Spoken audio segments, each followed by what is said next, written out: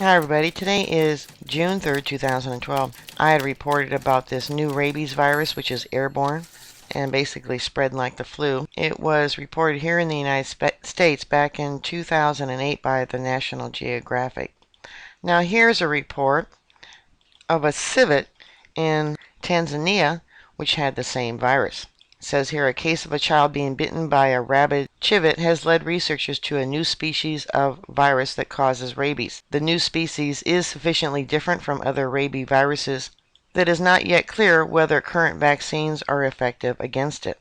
On Monday, May 11th of 2009, rangers at Serengeti National Park, Tanzania, killed an African civet suspicious of having rabies. The civet had bitten a child on the leg in an unprovoked attack, which brought the animal to the attention of authorities. The child was treated and given post-exposure rabies vaccine and is doing well. Well, the problem with rabies, it doesn't show up for a year, but this new strain shows up several weeks later, so I wonder what happened to this child.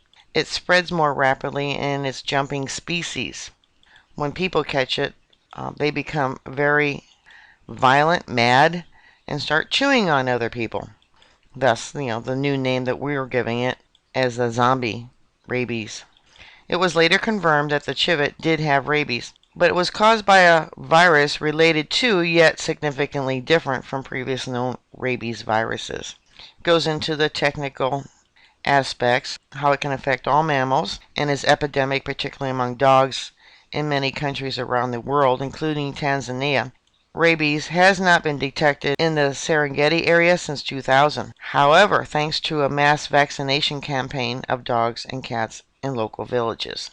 The case of the civet, therefore, was a surprise and, at first, implied a breach of the program to keep the Serengeti free of rabies.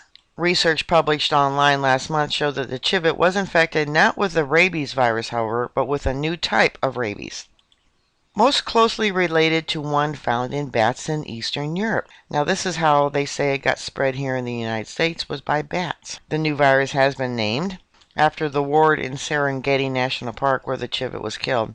It is possible the civet was infected from a bat carrying, and it names that, but the natural host, distribution, and prevalence of the new virus are impossible to determine until further studies provide more data. And they were saying too about this new type of rabies virus that it mutated very quickly, and that's why it's jumping from species to species. Just like the flu, how quickly the flu mutates, so is this.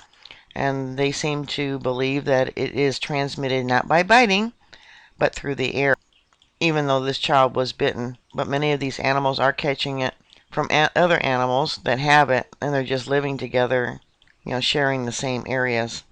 Article goes on to say, due to the highly divergent nature of this novel virus, it is not clear whether current human and animal vaccines will confer protective immunity and are effective following an exposure. And I'll give you a link. So it seems to be spreading around the world, and they're blaming bats, just like in the movie Contagion. Another reminder I'd like to bring your attention to, when I made the map of the zombie viruses outbreaks around the world, there was 2 bodies found in Africa that had died, the people had died, of multiple bite marks from humans, and their bodies just left.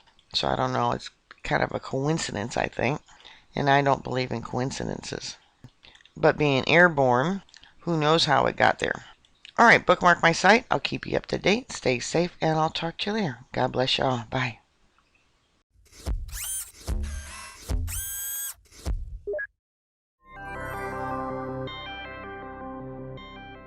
Popular series like Harry Potter and Twilight have kept werewolves at the forefront of popular culture for years. But werewolf lore has actually been around for hundreds of years. In fact, throughout history, there have been werewolf myths and folklore, and all the stories are pretty much the same. A man is bitten by another werewolf, and in turn becomes a half-man, half-wolf whenever the full moon rises. But if so many people have been talking about it for so long, is there really any truth to the werewolf myths? Is there really a werewolf virus that can be transmitted through bite? And if so, does that mean I'm going to need another rabies shot?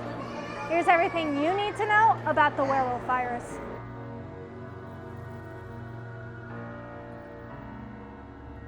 Now I know some of you may be thinking, whoa, wait a minute. This is real life, not another Twilight movie. Well, that's not entirely true, because in 1537, a man named Petrus Gonsalves was born with a medical condition called hypertrichosis universalis. Hypertrichosis universalis has also been dubbed the werewolf syndrome because while it's an extremely rare condition, it causes excessive hair growth all over the body. There are two classifications of the condition, congenital and acquired. In cases of congenital hypertrichosis, the hair growth is caused by a genetic mutation and is present at birth. In cases of acquired hypertrichosis, the hair growth is caused by certain drugs or cancers. There have been about 50 cases of hypertrichosis reported since Gonsalves' death. Now, hypertrichosis isn't the only famous werewolf syndrome. In fact, there's another one called clinical lycanthropy. Now, lycanthropy is typically the disease in all the movies and books where a person turns into a werewolf. Symptoms include turning into a wolf, the constant desire to eat people, and howling at the moon.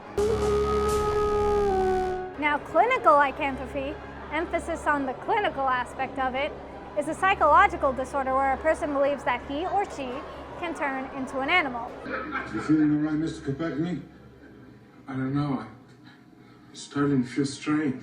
People suffering from it have reported turning into everything from frogs to bees to, of course, wolves.